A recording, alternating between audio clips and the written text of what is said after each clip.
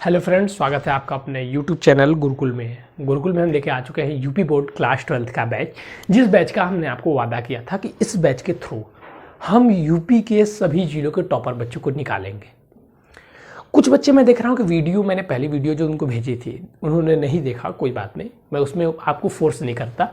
लेकिन वैसे आकर कुछ बच्चे कहते हैं कि सर आप अभी ऐसे हैं, थोड़े से आपकी आवाज़ क्लियर नहीं है, आपके पास डिजिटल ब्लैक बोर्ड नहीं है। तो बच्चों, अभी हमारे पास उतनी सुविधाएं नहीं हैं और मैं मानता हूं कुछ कमियां हमारे में भी होगी, हमारे बताने के तरीके आपको अभी नहीं समझ में आ रहे होंगे, लेकिन आप धीरे धीरे हमारे साथ बनेंगे ना तो आपको सारी चीज़ें समझ में आ जाएंगी। हमारे तरीके में कोई त्रुटि हो सकती है, लेकिन जो मटेरियल हम आपको देंगे उसमें कोई त्रुटि नहीं होगी, इसकी 100% गारंटी हम लेते हैं। हम पूरी मेहनत कर रहे हैं आपके साथ, पूरी मेहनत कर रहे हैं आपके साथ, आप भी हमारा सपोर्ट कीजिएगा। कुछ बच्चे शेयर नहीं करते वीडियो, कुछ अपने फ्रेंड को इनवाइट नहीं करते हैं, मैं कुछ नहीं बोलता, आपकी मर्जी है, लेकिन अगर आप करेंगे तो हमें अच्छा लगेगा। हम आपके लिए इतनी मेहनत कर रहे हैं, आप चाहें तो कुछ भी कर सकते हैं। तो आप अपने फ्रेंड्स को जोड़िए, मैं इतना ही कहूँगा। और चलिए, जितनी भी गलतियां हैं हम अपने आप को सुधारते रहेंगे, आप बताते रहिएगा आपको जो भी कमी लगे, जो भी अच्छाई लगे। तो चलिए हम बात करते हैं अपने बैच के बारे में, अपने टॉपिक के बारे में। तो आज है हमारा फिजिक्स क्लास 12th फिजिक्स का यूपी बोर्ड का फर्स्ट चैप्टर, कूलाम का नियम तथा वैद्युत क्षेत्र। कूलाम का नियम तथा वैद्युत क्षेत्र हमारे चैप्टर का नाम है। इलेक्ट्रोमैग्नेटिक पार्ट का ये मैं बताता हूँ, जो बच्चे एनसीईआरटी देख रहे होंगे। तो अब इसमें हम बात करने वाले हैं सर्वप्रथम आवेश के बारे में, कि आवेश क्या होता है। ठीक है, क्योंकि आवेश समझना जरूरी है चैप्टर खत्म करने से, स्टार्ट करने से पहले, कि आवेश क्या होता है। तो देखिए बच्चों, जैसे ये हमारा मार्कर है, कोई भी ऑब्जेक्ट हम ले लें, ये अगर इसको हम टच कर पा रहे हैं, मेरे कहने का मतलब है कि वो मैटर है। तो हम जानते हैं कोई भी मैटर है तो वह एटम से मिलके, मॉलिक्यूल से बन के बना होता है, और कोई भी मॉलिक्यूल एटम से मिलके बने होते हैं, और कोई भी एटम इलेक्ट्रॉन प्रोटॉन से बने, इलेक्ट्रॉन प्रोटॉन न्यूट्रॉन से मिलकर बने होते हैं। इसका मतलब क्या है कि हम कोई भी ऑब्जेक्ट ले रहे हैं, इसमें आवेश मौजूद है। इसमें क्या है? आवेश मौजूद है।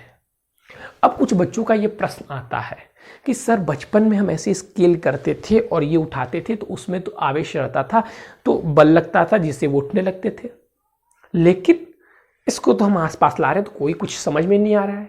तो बच्चों, इसमें आवेश तो है, लेकिन जितना प्लस है उतना ही माइनस है, तो मिलाकर कितना हो गया? न्यूट्रल। पहली बात तो आपको ये समझनी होगी। जैसे -2 और +2 = 0 हो जाता है, ठीक उसी प्रकार इसमें आवेश तो है, लेकिन जितना प्लस है उतना माइनस है, जिसके कारण ये न्यूट्रल हो जा रहा है। तो सर हम जब न्यूट्रल है तब कैसे अब आवेश पढ़ें? भाई अच्छी बात है, अब जब न्यूट्रल है तो उसमें हम क्या करें, अब हम कैसे आवेश पढ़ें? तो अब वही बचपन वाला हम लोग फॉर्मूला लगाते हैं। हमने क्या किया, हमने ये लिया बाल, हमारा मान लीजिए ये हमारे बाल हैं, और ये हमने उठा लिया अपना स्केल, और ये हमने लेकर रगड़ दिया।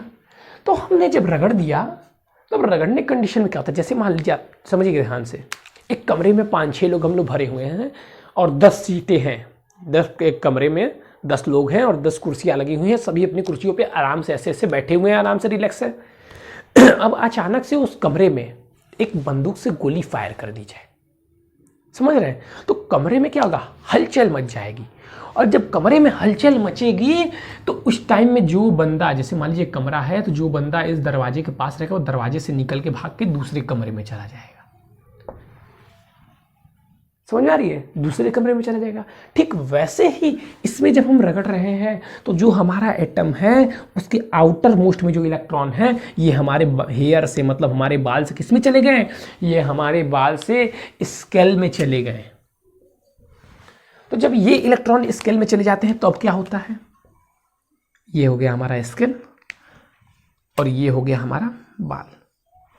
इसमें एक इलेक्ट्रॉन आ गया, ये पहले से न्यूट्रल था, एक इलेक्ट्रॉन आ गया, तो इलेक्ट्रॉन पर जो आवेश होगा माइनस, इसके कारण ये माइनस हो गया। और जब इससे एक इलेक्ट्रॉन चला गया तो ये पहले से न्यूट्रल था, तो इसका माइनस वाला तो चला गया, लेकिन प्लस वाला तो बचा रह गया, जिसके कारण ये प्लस हो गया, प्रोटॉन बचा रह गया। तो अब समझ में आया कैसे प्लस और कैसे माइनस हो जाता है। ठीक इसी प्रकार ठंडी के समय में हम कॉटन क्लॉथ नहीं लेते हैं, हम कोई भी क्लॉथ उतारते हैं, देखते हैं हमारे रुआं खड़े होने लगते हैं। या टीवी के पास अगर हम जाते हैं, इस समय की एलसीडी टीवी की बात नहीं कर रहा हूँ, जो पहले बड़ी वाली टीवी आती थी, अगर उसके पास अपने हाथ खोलते हैं अपने रोए खड़े जाएंगे, आपके सारे हाथ के रोए खड़े हो जाते थे। हम जैसे जैसे ऐसे ऐसे करते थे वो ऊपर नीचे करते थे। वे कैसे सर? अरे तो वे कैसे, तो हम जानते हैं कि आई क्यू बाई टी, और हमको ये पता है कि हमारे टीवी इलेक्ट्रोमैग्नेटिक वेव, वो छोड़िए, आपको उतना लंबा जाने की जरूरत नहीं है, बस इस चीज को समझिए कि उसमें क्या होते हैं, आवेश होते हैं, जिसके कारण हमारे रोए उठने लगते हैं। ठीक है, तो समझ में आया आवेश कैसे उत्पन्न होते हैं। किसी भी ऑब्जेक्ट में आवेश होता है कि नहीं, ये प्रैक्टिकल क्वेश्चन है। प्रैक्टिकल में एग्जामिनर आपसे पूछता है क्या ये ऑब्जेक्ट है, इसमें आवेश है कि नहीं, तो आप बोल देंगे नहीं, हाँ सर है। लेकिन अब वो पूछेगा तब ये कोई रिएक्ट नहीं करता है, सर जितना प्लस है उतना माइनस है, इसलिए रिएक्ट नहीं करता है। ठीक, अब हमें आवेश की परिभाषा हम आपको देंगे, कोई नहीं देता है आवेश की परिभाषा, लेकिन हम देंगे। हमको क्या पता है कि Q = NE होता है, तो इस NE से हम बोल सकते हैं कि इलेक्ट्रॉनों के समूह को ही आवेश कहते हैं। क्या कहते हैं? आवेश, इलेक्ट्रॉनों के समूह को ही आवेश कहते हैं। मैं लिख देता हूं परिभाषा में, इसको हम क्या लिख सकते हैं कि इलेक्ट्रॉनों के समूह को, इलेक्ट्रॉनों के समूह को, इलेक्ट्रॉनों के समूह को आवेश कहते हैं।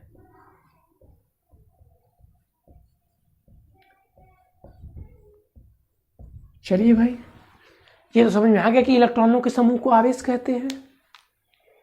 अब इन इलेक्ट्रॉनों के समूह को आवेश कहते हैं, समझ में आ गया ना। यहाँ पे ये n क्या है, इलेक्ट्रॉनों की संख्या है। अब कोई बच्चा कह सकता है सर आवेश तो प्रोटॉन के कारण भी है, ये भी तो सर धनात्मक आवेश कहला रहा है, तो इसको ऐसे क्यों नहीं बोल सकते हैं कि प्रोटॉनों के समूह का आवेश कहते हैं। बात ध्यान दीजिएगा, आवेश उत्पन्न किसके कारण हुआ? इलेक्ट्रॉन के कारण। अगर आप केमिस्ट्री पढ़े होंगे तो आपने पढ़ा होगा आउटर मोस्ट में इलेक्ट्रॉन होंगे और प्रोटॉन और न्यूट्रॉन किस में होते हैं? नाभिक में होते हैं। तो जब हम टकराते हैं, जब हम किसी भी चीज को रगड़ते हैं, तो यहां से प्रोटॉन तो निकल के जाएगा नहीं, इलेक्ट्रॉन ही निकल के जाता है। तो एक और बात यहां से सीख लीजिए कि जितने भी आवेश उत्पन्न होते हैं, या चाहे वो धनात्मक हो या ऋणात्मक, किसके कारण होते हैं? इलेक्ट्रॉन के कारण होते हैं। बात खत्म, इससे ज्यादा आपको पढ़ने की जरूरत नहीं है। चलिए ये लिख लीजिएगा। अब हम बात करेंगे आवेश के प्रकार के बारे में। आवेश के प्रकार के बारे में, तो आवेश देखिए सिर्फ दो ही प्रकार के होते हैं। कितने प्रकार के आवेश होते हैं? सिर्फ दो प्रकार के आवेश होते हैं। ठीक है सर, हम क्या क्या लिखें? आप नोट्स बनाना चालू किए तो बस आवेश की परिभाषा लिखिए। वो जो चीज़ मैंने समझाई थी आपके दिमाग के लिए कि अगर आपसे कोई ऑब्जेक्टिव क्वेश्चन प्रैक्टिकल में पूछता है तो आप मंद बुद्धि उतने ना हो कि आप वो जवाब न दे पाएँ, बस आप वही दे पाएँ, तो आप वहाँ पे तुरंत 30 नंबर वहाँ पे भी अपना उठा पाएंगे। हम तैयारी आपकी ऐसी करवा रहे हैं। ठीक है, चलिए अब हम बात करने वाले हैं आवेश के प्रकार के बारे में। आवेश, तो देखिए बच्चों, आवेश दो प्रकार के होते हैं, जैसा कि अभी आपने देखा। पहला धनात्मक आवेश, धनात्मक आवेश रगड़ने के कारण जिसमें से इलेक्ट्रॉन निकल गया उस पर क्या आ गया? धनात्मक आवेश। और ये का एक होता है ऋणात्मक आवेश।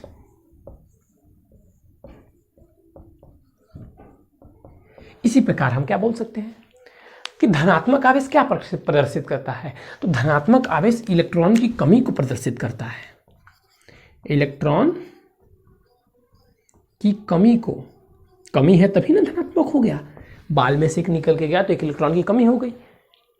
और ये क्या शो करता है? इलेक्ट्रॉन की अधिकता को।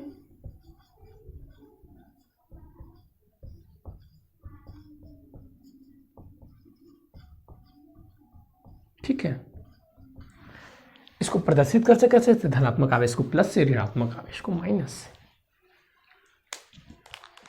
हो गया बस। अब हम बात करेंगे आवेशों के बीच लगने वाले बल के बारे में। तो देखिए, अब आवेशों के बीच जब हम बल के बारे में बात करते हैं तो हम एक चुंबक ध्यान में लेंगे, जो बचपन में हम ऐसे एक के पीछे एक ले जाके खेलते थे ना, सुर सुर सुर आगे भागता जाता था। आकर्षण प्रतिकर्षण, किसी बच्चे ने सही पकड़ा, आकर्षण प्रतिकर्षण। ठीक है भाई, आकर्षण प्रतिकर्षण, आवेशों के बीच बल, आवेशों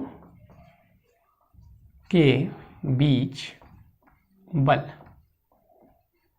अब आवेशों के बीच बल लिख रहे हैं, सर ने तो बताया आवेश दो ही प्रकार के होते हैं, तो जब दो प्रकार के होते हैं तो बस दो ही आवेश के बीच बल लगेगा।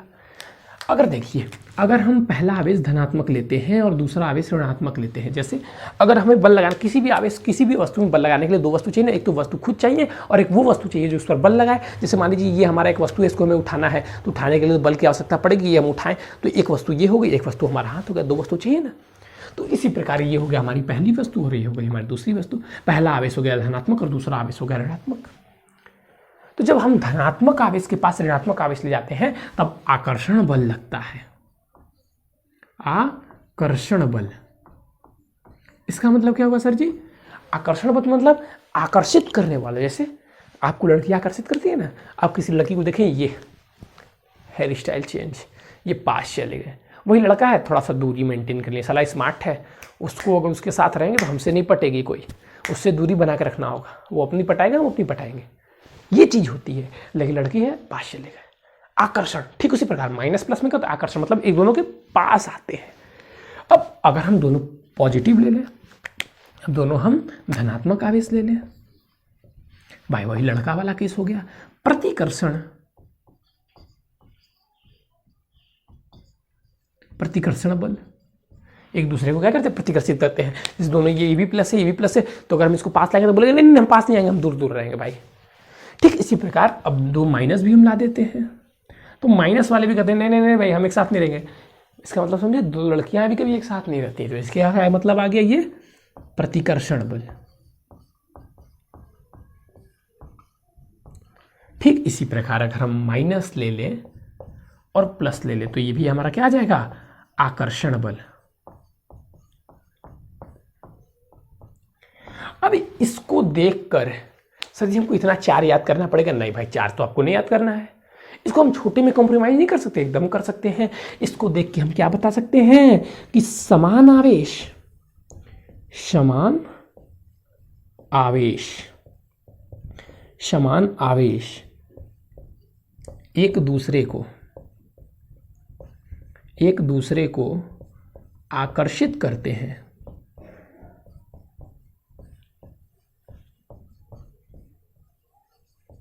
जबकि विपरीत आवेश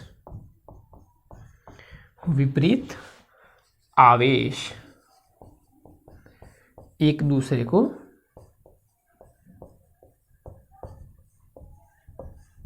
आकर्षित करते हैं।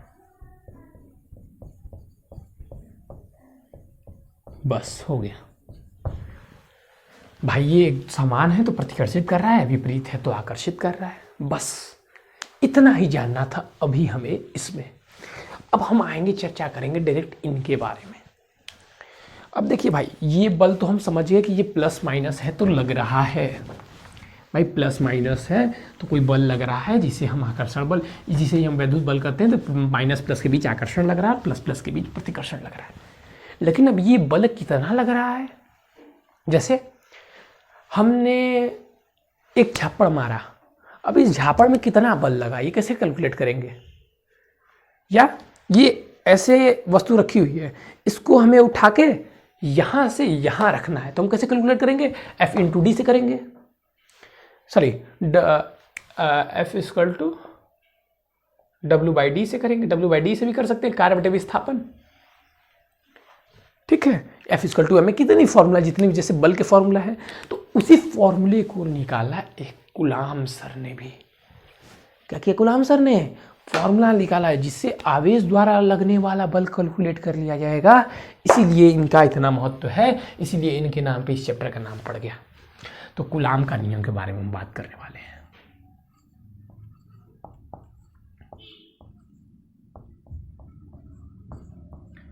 तो कुलाम सर ने अपना नियम दे दिया। तो इन्होंने नियम क्या दिया? कुछ नहीं दिया, बस उन्हीं दोनों चार्जों के बीच जो लग रहा था उसी को कैलकुलेट कर दिया। तो देखिए हम दो वस्तु ले लेते हैं, मान लीजिए एक वस्तु हमारी ये हो गई और एक वस्तु हमारी ये हो गई। अब इन दोनों को हम मान लीजिए ऐसे मिल रहा है और इस पे मान लीजिए प्लस क्यू या माइनस क्यू, जो आपको मानना हो मान लीजिए इस पे भी प्लस क्यू आवेश है और इस पर भी मान लीजिए प्लस क्यू आवेश है। अब कौन सा बल इसके बीच लगेगा? सर जी प्रतिकर्षण बल। वेरी गुड, बहुत बढ़िया। इनके बीच की दूरी हम मान लिए r है। तब इस पे कितना बल लगेगा कौन बताएगा? इसी को बता दिया कूलाम सर ने। इन्होंने बताया ये Q1 Q2 क्या जानते हैं? परिमाण है। जैसे 3 कूलाम 4 कूलाम होते हैं ना, वही है Q। ठीक, तो कूलाम सर ने क्या बताया कि कूलाम का नियम ये बताता है कि किसी भी किन्हीं दो आवेशों के बीच लगने वाला, ये दो आवेश है ना, जैसे हम बताया ना वस्तु के लिए, उसमें क्या होता है कोई भी बल लगाने के लिए दो वस्तु चाहिए, उसी प्रकार इन्होंने बताया कि किन्हीं दो आवेशों के बीच लगने वाला कौन सा बल लगता है? या तो आकर्षण लगेगा या तो प्रतिकर्षण। तो किन्हीं दो आवेशों के बीच लगने वाला आकर्षण तथा प्रतिकर्षण बल उन दोनों आवेश के परिमाण के, परिमाण क्या होता है? दिशा नहीं, बस परिमाण। इसमें तो दिशा है नहीं, ये Q1 और ये Q2 परिमाण हो गया। तो लगने वाला बल परिमाण के गुणनफल के अनुक्रमानुपाती होता है, मतलब Q1 और Q2 के गुणनफल के अनुक्रमानुपाती। तथा इनकी जो बीच की दूरी है ना, इसके बता दिया इन्होंने, वर्ग के वृत्तकुमानुपाती होता है ये। बस यही इन्होंने बताया। तो अब हम इसको क्या करते हैं, हम ऐसे लिख देते हैं। अभी घबराइएगा मत, उसका मैं आपको डिफिनीशन बताऊंगा। मैं ये इसको समीकरण 1 दे दिया और इसको समीकरण 2। अब दोनों समीकरण मिलाए तो ये बन गया कुछ ऐसे। अब हम जानते हैं कि अनुक्रमानुपाती साइन हटाते हैं तो एक कांस्टेंट जुड़ जाता है, जो मान लीजिए कांस्टेंट K हो गया। तो K equal to Q1 Q2 upon में R²। ये बन गया हमारा फॉर्मूला। लेकिन फिर हमें पता चला कि ये K को हम क्या लिख सकते हैं, 1/4 पाई एप्सिलॉन नॉट भी लिख सकते हैं। अभी K क्या होता है ये भी हम आगे पढ़ेंगे, रिलैक्स होकर आराम से पढ़िए। मैं एकदम देखिए शांति से धीमे धीमे आपको पढ़ा रहा हूँ। तो फिर यहाँ से ये भी लिख सकते हैं 1/4 pi epsilon naught Q1 Q2 by R²। ये हो गया हमारा वही फॉर्मूला है, बस K की जगह वैल्यू रख दी गई है। अब कुछ बच्चे कहेंगे सर जी ये तो Q1 Q2 परिमाण मान लीजिए क्वेश्चन में दिया हुआ है और 2 4 के बीच दिया है, ये नहीं दिया हुआ, तो इसकी जगह क्या? तो इसका मान हमको पहले से ही दिया हुआ है। क्या दिया हुआ है? 9 × 10 के पावर 9 न्यूटन मीटर स्क्वायर पर कूलाम स्क्वायर। इसका ये भी याद रखिएगा, unit newton metre square coulomb square मात्रक। ठीक है, इतनी चीजें आपको पता होनी चाहिए। इतनी चीज़ें पता होगी, यही कूलाम सर ने नियम कैलकुलेट करने का फॉर्मूला बताया। क्या बताया कि जो आवेश दोनों वस्तुओं या दोनों आवेशों के बीच जो बल लग रहा है वो दोनों आवेश के परिणाम के अनुपाती है, तथा दोनों आवेश जहाँ जहाँ रखे उनके बीच की दूरी के वर्ग के व्युत्क्रमानुपाती है। और ये कांस्टेंट आ गया, कांस्टेंट का मान इतना है। एक बार स्क्रीनशॉट लीजिए, फिर मैं बोलता हूँ। अब एक बार इसकी परिभाषा डाल के लिख लीजिए। ठीक है, परिभाषा डाल के क्या कीजिए, लिख लीजिए परिभाषा। बोल देता हूँ मैं, आप लिख लीजिएगा, क्योंकि परिभाषा भी लिखने के लिए आता है। बस वही चीज़ बोलूँगा जो मैं बताया था। ठीक, कूलाम के नियम के अनुसार किन्हीं दो आवेशों के बीच लगने वाला आकर्षण अथवा प्रतिकर्षण बल उन दोनों आवेशों के परिमाण के अनुक्रमानुपाती तथा उन दोनों आवेशों के बीच की दूरी के वर्ग के व्युत्क्रमानुपाती होता है।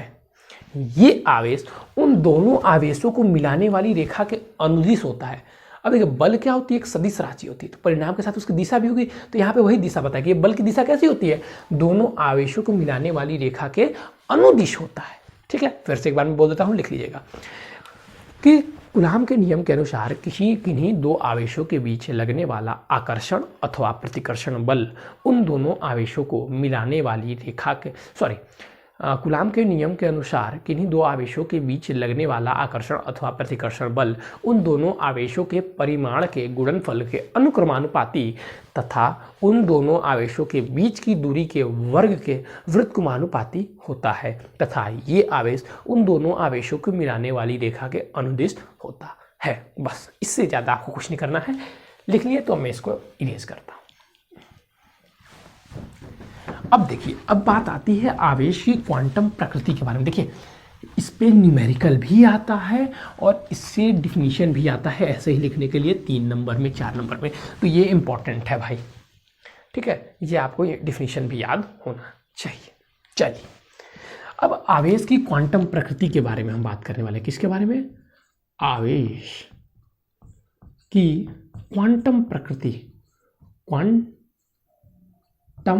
प्रकृति, क्वांटम है ना, क्वांटम है कि, हाँ ठीक है, आवेश की क्वांटम प्रकृति के बारे में, क्वांटम प्रकृति।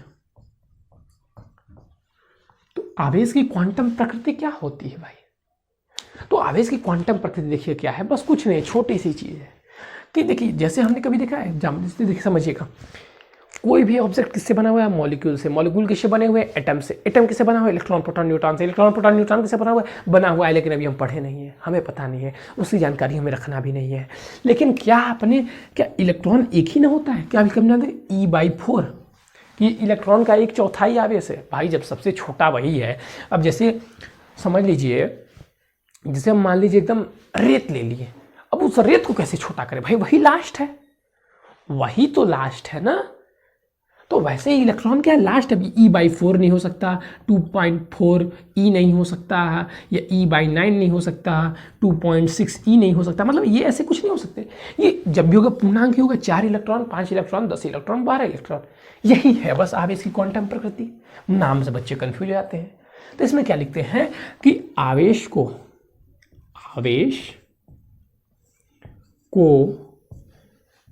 अनिश्चित रूप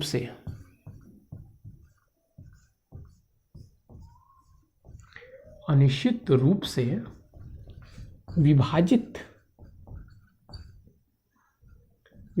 नहीं किया जा सकता।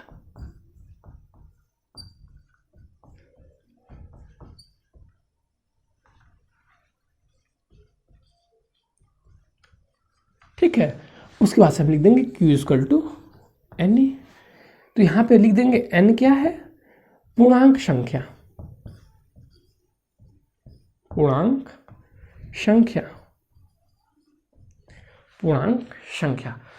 संख्या मतलब पूर्ण संख्या होगी जो भी होगी। N यहां पे क्या है? इलेक्ट्रॉनों की संख्या, ये भी लिख देता हूं, और वो हमेशा क्या होगी? पूर्णांक होगी। अब एक चीज समझिए, कुछ बच्चे बोलेंगे सर क्या ये लिखने के लिए आएगा? मान लीजिए 3 नंबर में, तो ये हमारी इतनी बड़ी कॉपी होगी तो ये 2 ही लाइन का होगा, ये ऐसे ही लिख के छोड़ देंगे। पहली बात तो ये आप में से आता नहीं है लिखने के लिए, लेकिन तब ये कैसे आएगा? तब सर कैसे आप बता रहे हैं? आप तो बोलते हैं इंपॉर्टेंट बस पढ़ाएंगे। तो देखिएगा, ये आ जाएगा हमारा ऑप्टिकल क्वेश्चन में। कैसे आएगा? दिया रहेगा 2.5 इलेक्ट्रॉन, इसमें से कौन सा आवेश है? 2.5 electron, E/4 electron, E2/3 electron और 4E। तो जब आपको ये क्वांटम प्रकृति मालूम रहेगी तभी ना आप 4E पे टिक मारेंगे। और अगर बाई चांस ये क्वांटम प्रकृति आपको लिखने के लिए भी आ भी जाती है तो आप इसी को लिख देंगे। अब थोड़ा सा वहां पे आपको अपना दिमाग यूज करना रहता है। कैसे? हम इसको कैसे लिखेंगे? अब बड़े नंबर में आ गया तो देखिए, यहीं से मैं आपको ट्रिक बता रहा हूँ, समझिएगा। बोर्ड पेपर में कैसे लिखते हैं मैं धीरे धीरे वीडियो में हिंट देता चलूंगा। आप चाहें तो उसको एक कॉपी पे लिख भी सकते हैं, क्योंकि मैं एक साथ कितना दूंगा मैं खुद भूल जाऊंगा बताना। तो जहाँ जहाँ जो भी चीज़ याद आएगी मैं आपको बताता रहूँगा कि बोर्ड कॉपी में लिखनी भी कैसे है। अब जैसे मान लीजिए यही क्वेश्चन आ गया, मैंने आपको बस एक लाइन बताया लिखने के लिए, आ गया आपका मान लीजिए 3 नंबर में, मान लीजिए आपका 4 नंबर में आ गया, असंभव है लेकिन मान लीजिए आ गया, तो आप कैसे लिखेंगे? तो हम लिखेंगे कि आवेश की क्वांटम प्रकृति के अनुसार, अब इतना लिखें, आवेश की क्वांटम प्रकृति के अनुसार आवेश कभी भी पूर्णांक रूप में होता है, कभी भी पूर्णांक रूप में होता है, न कभी वो दशमलव के रूप में हो सकता है और न ही कभी बटे के रूप में हो सकता है। अर्थात जैसे ही अर्थात लिखेंगे, ब्लू से पेन हो जाएगा हमारा ब्लैक, और उस ब्लैक पेन से हम ये इंपॉर्टेंट पॉइंट लिखेंगे कि आवेश को, डबल इन्वर्टेड कॉमा में, आवेश को अनिश्चित रूप से विभाजित नहीं किया जा सकता। जैसे ही हम ये पॉइंट लिख देंगे, इन्वर्टेड कॉमा क्लोज, ठीक। अर्थात लिखने के बाद से इन्वर्टेड कॉमा क्लोज। अब हम लिखेंगे ये, यहां पे हम लिखेंगे आवेश की क्वांटम प्रकृति के अनुसार, लिख कैसे? डैश दे दिए, मैं लिख भी देता हूं, समझिए ध्यान से कैसे मैं बता रहा हूं। फिर आवेश की क्वांटम प्रकृति के अनुसार, देखिए कॉपी भरना मैं आपको सिखा रहा हूं, कोई सब नहीं बताएगा आपको। प्रकृति के अनुसार, ये डैश, फिर लिखेंगे हम Q=NA। अब Q क्या है बताएंगे? आवेश है। N क्या है बताएंगे? इलेक्ट्रॉनों की संख्या पूर्णांक में। E बताएंगे इलेक्ट्रॉन का आवेश। बस डन। ये कितने पॉइंट में हो गया आपका, कितने पन्ने में हो गया सर? ये 5-6 लाइन में आ जाएगा। बस समझ में आ रहा है कैसे करना है? तो ये सब तरीके भी एक जगह कॉपी में लिखते जाइएगा कि कैसे पेपर में लिखना है आपको। चलिए, क्वांटम प्रकृति हमारा हो गया। अब जब क्वांटम प्रकृति हमारा हो गया तो हम बात करेंगे बिना घुमाए फिरे आपसे। अब हम डायरेक्ट आएंगे वैद्युत क्षेत्र पे। डायरेक्ट हम किस पे आएंगे? वैद्युत क्षेत्र पे। लेकिन इससे पहले मैं सोच रहा हूँ कोई एक चीज़ और बता दूँ, जो एक क्वेश्चन में आ जाता है तो बच्चे कंफ्यूज हो जाते हैं। कंफ्यूज होना नहीं चाहिए, कंफ्यूज होना नहीं चाहिए, लेकिन बच्चे कंफ्यूज जाते हैं। लेकिन आप तो हमारे बच्चे हैं, ठीक है? आप तो हमारे बच्चे हैं। सर जी आपके बच्चे हैं मतलब? अरे मतलब हमारे स्टूडेंट हैं। चलिए देखिएगा, जो मैंने आपको बताया था कूलाम के नियम में, जो F = Q1 Q2 by R square या F = 1/4 pi epsilon naught Q1 Q2 by R square. यहाँ पे जो Q होता है इसको परावैद्युतांक बोलते हैं, परावैद्युतांक। और एप्सिलॉन को बोलते हैं वैद्युतशीलता।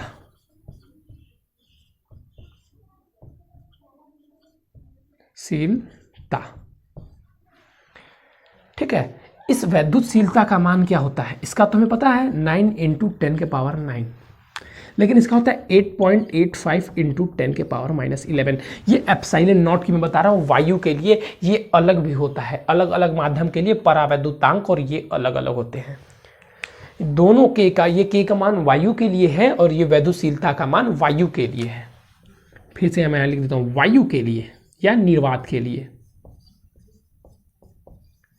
अब समझिएगा, अब मान लीजिए कि दोनों आवेशों को वायु में न रख के, निर्वात में न रख के, वायु में न रख के जल में रख दिया, तब आप कैसे करेंगे?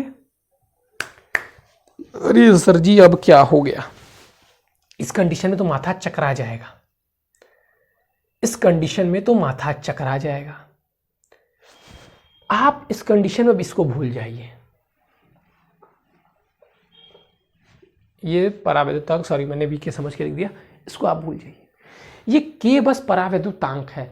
हम कभी भी इस के को ये के नहीं समझेंगे, क्योंकि कभी प्रश्न में ऐसे नहीं पूछेगा। क्या नहीं पूछेगा? ऐसे नहीं पूछेगा। ये इसका होता है ना सेलेक्टेड मेथड, तो हम हमेशा ऐसे ही लिखेंगे। एसआई यूनिट जैसे होता है, ये भी समझ लीजिए एसआई है, यूनिवर्सल है, एसआई होता है। लेकिन अगर मीडियम चेंज किया तो के एक यहाँ पे आ जाएगा। इसी के को हम लोग बोलते हैं परावैद्युतांक। इसी के को हम लोग क्या बोलते हैं? परावैद्युतांक। या आप यहाँ पे के नहीं लाना चाहते हैं तो ये मीडियम आप बदल दीजिए, ये एप्सिलॉन नॉट की जगह एप्सिलॉन हो जाएगा। यही समझिए आप लोग के मतलब ये। तो मान लीजिए एक हमारा पानी में है, ये हमारा वायु में बल लग रहा है, और ये हमारा बल लग रहा है जल में। और जल का क्या है? जल का वैद्युतशीलता हमको दिया हुआ है एप्सिलॉन। तब ये पूछ रहा है कि हम अगर वायु में बल इतना लग रहा है, अब एक प्रश्न समझिएगा, इसलिए मैं आपको इतना फंडा किस लिए बता रहा हूँ, एकदम इजी वे से बता रहा हूँ कि वायु में बल F लग रहा है। दो आवेश हैं Q1 और Q2, उनके बीच वायु में बल F लग रहा है, वायु में। तो बोल रहा है कि एप्सिलॉन वैद्युतशीलता में, शीलता या के परावैद्युतांक में इन्हीं दोनों आवेशों में Q1 और Q2 में कितना बल लगेगा? बस बल लगेगा। यही फॉर्मूला, इसी पे क्वेश्चन दे देता है, जिसके लिए मुझे ये बताना आपके लिए बहुत ही ज़्यादा जरूरी हो गया है। नहीं तो ये बताने की मुझे आपको कोई आवश्यकता नहीं थी। तो इन दोनों कंडीशन में ये हो जाएगा माध्यम में, यानी कि जल में लगने वाला बल हो जाएगा हमारा क्या? एप्सिलॉन F, जो वायु में बल लग रहा था। ठीक इसी प्रकार F जल अगर के दिया हुआ है तो के F वायु में ये है। इसको नोट कर ले, बस इतना ही चीज़, उतना कॉन्फिडेंट मैंने जितना वहाँ पे माथा पच्ची किया, यही समझाने के लिए आपको किया। ये फॉर्मूले पे क्वेश्चन आता है तो इसको ध्यान में रखिएगा। चलिए, इतनी चीज़ें अगर आपको अब समझ में आ गई तो अब हम आएंगे वैद्युत क्षेत्र के बारे में। वैद्युत क्षेत्र, अगर देखिए चुंबकीय क्षेत्र तो हम पढ़ते आ रहे हैं, आप भी पढ़े होंगे। वैद्युत क्षेत्र, चुंबकीय क्षेत्र से आप सब परिचित होंगे, हम सभी चुंबकीय क्षेत्र से परिचित हैं और मुझे जहाँ तक लगता है कि आप भी चुंबकीय क्षेत्र से परिचित होंगे। ये उसी का सगा भाई है वैद्युत क्षेत्र। वैद्युत क्षेत्र क्या होता है कि किन्हीं आवेश के, किसी आवेश के, लिख लीजिए आप लोग, इसकी परिभाषा पैसे लिखिए। पहले मैं आपको समझा देता हूँ। जैसे मान लीजिए ये आवेश Q है, Q1, ठीक है। तो अभी जब हमने जो बल पढ़ा कि जैसे मान लीजिए ये प्लस Q1 आवेश है और हमने जो बल पढ़ा ना कि Q2 हम लाते हैं तो ये प्रतिकर्षण या आकर्षण होता है।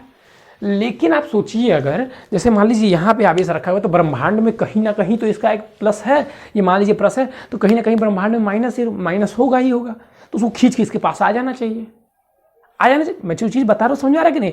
जैसे मान लीजिए प्लस है, अरे धरती पे किसी ना कोने में, ऑस्ट्रेलिया में, अफ्रीका में कहीं तो माइनस होगा, जब बल लग रहा है तो ये खींच के इस पे आ जाए। लेकिन ऐसा तो नहीं हो रहा है, ये तो यहीं पे है, इसके पास तो कुछ आ नहीं रहा है। नहीं आ रहा है, क्यों नहीं आ रहा है? इसी वैद्युत क्षेत्र के कारण। इससे क्या समझ में आया कि किसी आवेश के चारों ओर एक क्षेत्र होता है, किसी आवेश के चारों ओर एक क्षेत्र होता है जिसमें कोई अन्य आवेश आने पर उसके पर एक बल आरोपित होता है। तो किसी आवेश के चारों स्थित उसी क्षेत्र को वैद्युत क्षेत्र कहते हैं। एकदम सिंपल सा चीज है। जिसमें आवेश को लाने पर इस पर बल लगने लगे तो उसी क्षेत्र को क्या बोलेंगे? वैद्युत क्षेत्र बोलेंगे। किसका? इस आवेश का। तो अब इसी को आप लिख लीजिएगा। अब देखिए, दो प्रकार के आवेश होते हैं, एक चीज और ध्यान दीजिए, एक बिंदु आवेश और एक परीक्षण आवेश। तो जितने भी ये आवेश है ना, ये बिंदु आवेश है, और जो भी हम लाने ले जाने वाली बात करेंगे वो हमेशा परीक्षण लेके करेंगे। परीक्षण कर रहे हैं ना, ला रहे हैं ऐसे ही, तो उसको हम परीक्षण आवेश कहते हैं। चलिए अब लिखिएगा इसकी परिभाषा। वैद्युत क्षेत्र किसी आवेश के चारों ओर स्थित वह क्षेत्र जिसमें किसी परीक्षण आवेश को लाने पर परीक्षण आवेश को लाने पर वह अपने ऊपर एक बल का अनुभव करता है, उस क्षेत्र को, उस बिंदु आवेश का वैद्युत क्षेत्र कहते हैं। फिर से लिख लीजिए, किसी बिंदु आवेश के चारों ओर स्थित वह क्षेत्र जिसमें कोई परीक्षण आवेश लाने पर अब वह अपने ऊपर एक बल का अनुभव करता है, उसे उस आवेश का वैद्युत क्षेत्र कहते हैं। वे वैद्युत क्षेत्र की परिभाषा नहीं आती है। फिर से मैं बोलता हूँ, सर जी आप पढ़ा रहे हैं फिर बोल रहे हैं कि नहीं आती है। भाई नहीं आती है तो मैं कैसे ला दूँ? नहीं आती है तो नहीं आती है, साफ साफ बात है। तो नहीं आती है तो सर जी आता क्या है तब ये बता दीजिए। अब आता क्या है तब ये भी देख लीजिए आप लोग। भाई ये नहीं आता है तो सर जी कुछ तो आता होगा।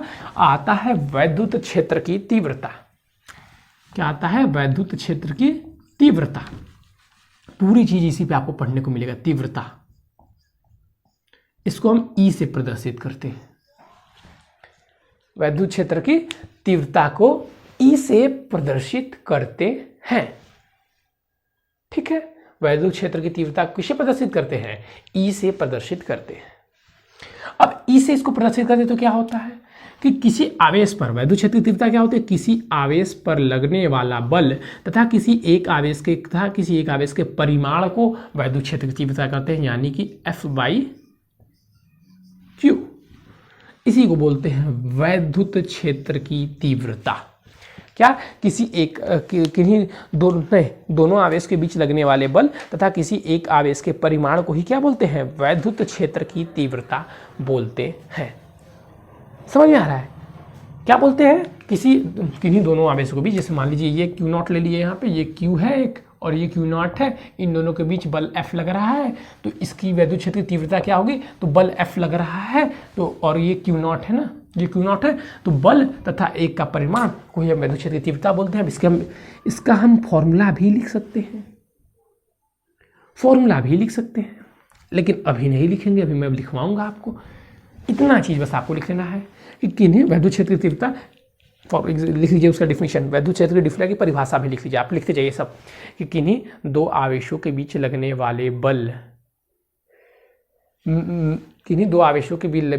वाले बल तथा किसी एक आवेश के परिमाण के अनुपात को वैद्युत क्षेत्र की तीव्रता कहते हैं।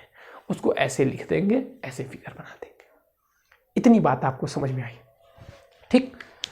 अब हम बात करेंगे कि वैद्युत क्षेत्र की तीव्रता, तो किसी एक बिंदु पर वैद्युत क्षेत्र की तीव्रता, किन्हीं दो आवेशों के बीच लगने वाले, मान लीजिए किसी एक बिंदु पर वैद्युत क्षेत्र की तीव्रता हम निकालेंगे। सेम वही चीज है, ये मान लीजिए Q है, इससे कुछ दूरी पर इसके वैद्युत क्षेत्र में Q नॉट आवेश है और इनके बीच की दूरी मान लीजिए R है, ये मान लीजिए बिंदु यहाँ पे P है और ये मान लीजिए Q है। तो हम यहाँ पे क्या करेंगे, बिंदु P पर इसको कैसे लिखा जाता है, किसी बिंदु पर वैद्युत क्षेत्र की तीव्रता ज्ञात कीजिए। किसी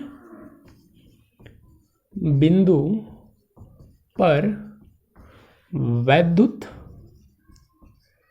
क्षेत्र की तीव्रता का समीकरण ज्ञात करें। समीकरण ज्ञात करें। अब आप कैसे ज्ञात करेंगे, भाई आना चाहिए ना ज्ञात करने। तो ज्ञात करना आपको हम सिखाएंगे। ज्ञात करना आपको कौन सिखाएगा, ज्ञात करना आपको हम सिखाएंगे। तो हमें बिंदु P पर ये ज्ञात करेंगे हम। ऐसा फिगर बना लिए तो हम क्या जानते हैं, बहुत ईजी है कि E = F/Q। अब F हमने कूलाम सर ने बता दिया है कि F = 1/4πε0 Q1 Q2/r²। तो यहाँ पे Q1 Q2 नहीं है, ये Q है और Q नॉट है। अगर हम यहाँ से अब रख दें फॉर्मूला तो E = क्या आ जाएगा, F की वैल्यू हम रख रहे हैं, F का मान रखने पर आ जाएगा 1/4πε0 Q0 into Q0 into Q0/r²। कुछ ऐसा ही आ रहा है। तो यहाँ से हम देखेंगे Q0 से Q0 कट जाएगा, तो ये मिला जुला करके आ जाएगा 1/4πε0 Q/r²। यही आ रहा है ना, तो यही होता भी है 1/4πε0 Q/r²। चलिए इतना चीज़ आप बस नोट कर लीजिए। ये हो गया हमारा वैद्युत क्षेत्र की तीव्रता के बारे में। ठीक है, ये हमारा हो गया किसके बारे में, वैद्युत क्षेत्र की तीव्रता के बारे में। अब एक दो पॉइंट हम वैद्युत क्षेत्र के बारे में लिखेंगे। जल्दी से स्क्रीनशॉट ले लीजिएगा। किसी बिंदु पर वैद्युत क्षेत्र की तीव्रता निकालनी होगी तो ऐसे ही निकालेंगे। अब एक पॉइंट लिखिएगा वैद्युत क्षेत्र के ही बारे में।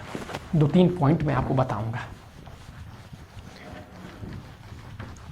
लिख लीजिएगा आप भी अपने कॉपी में, मैं लिख देता हूँ। पहला पॉइंट वैद्युत क्षेत्र के बारे में, बस आपका वैद्युत क्षेत्र भी इसके बाद खत्म, कि वैद्युत क्षेत्र हमेशा धनात्मक आवेश से निकलता है। धनात्मक आवेश से निकलता है।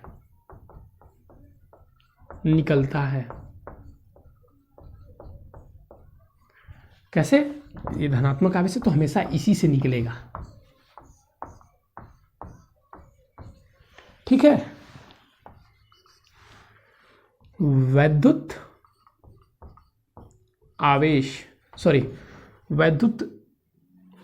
क्षेत्र के वैद्युत बल, यार वैद्युत बल रेखाएं, वैद्युत बल रेखाएं ना, वैद्युत क्षेत्र में ये बल रेखाओं के बारे में बात कर रहा हूँ। जैसे चुंबकीय क्षेत्र होता है ना, तो ये क्षेत्र को डिनोट करती हैं बल रेखाएं, तो इसी को बोलते हैं वैद्युत बल रेखाएं। ये मैं लिख भी देता हूँ यहाँ पे, वैद्युत बल रेखाएं। चलिए भाई लिख दिया मैंने। तो वैद्युत बल रेखाएं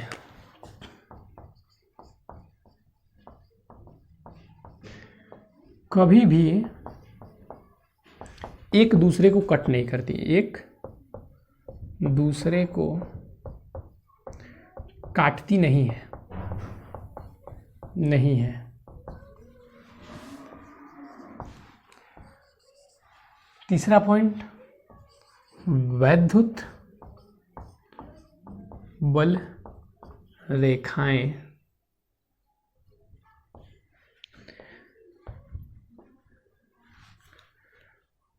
बंद लूप के समान नहीं होती है।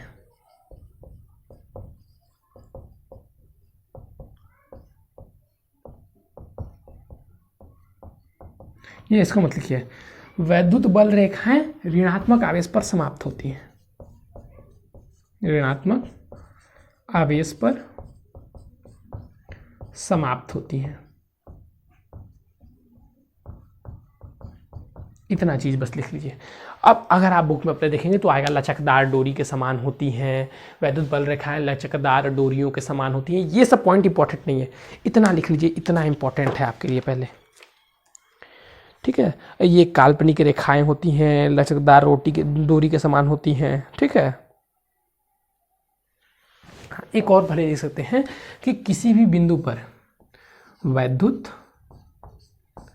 बल रेखा के किसी भी बिंदु पर खींची गई स्पर्श रेखा उस बिंदु पर